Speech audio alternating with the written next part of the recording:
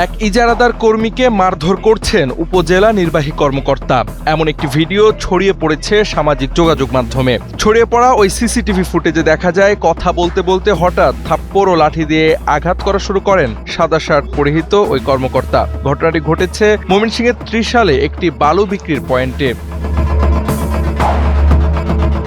বুধবার দুপুরে উপজেলার কাঁঠাল ইউনিয়নের কালীরবাজারের কুলুরবাড়ি এলাকায় বালু বিক্রির ওই পয়েন্টে আনসার ও র্যাব সদস্যদের নিয়ে অভিযান চালান ইউএনও আরাফাত সিদ্দিকী। সিসিটিভি ফুটেজে দেখা যায় অভিযানের এক পর্যায়ে ইজারাদার প্রতিষ্ঠান সৃষ্টি এন্টারপ্রাইজের ব্যবস্থাপক সারোয়ার জাহান ওরফে বাচ্চু অভিযানে আসা ব্যক্তিদের পরিচয় জানতে চান। এ নিয়ে অভিযান পরিচালনাকারীদের সাথে তৈরি হয় বাকবিতণ্ডা। এক পর্যায়ে ক্ষুব্ধ হয়ে থাপ্পড় ও লাঠি দিয়ে আঘাত করেন UNO Arafat Siddiqui. RICL TMX, যুগের পর যুগ স্থাপনা থাকে মজবুত।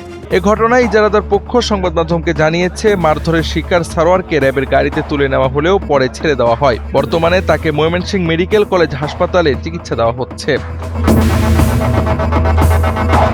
ভ্রাম্যমাণ আদালত পরিচালনার সময় মারধরের ঘটনায় স্থানীয়দের মাঝে মিশ্র প্রতিক্রিয়া ও চাঞ্চল্যের সৃষ্টি হয়েছে। একই সাথে সামাজিক মাধ্যমে এই ভিডিওটি ছড়িয়ে পড়তে এর নিন্দা করেছেন নেটিজেনরা। একজন সরকারি কর্মকর্তা কিভাবে একজন সাধারণ নাগরিকের গায়ে হাত তুলে তা নিয়ে প্রশ্ন উঠেছে সোশ্যাল মিডিয়ায়। জওয়াদ আহমদ, NPB।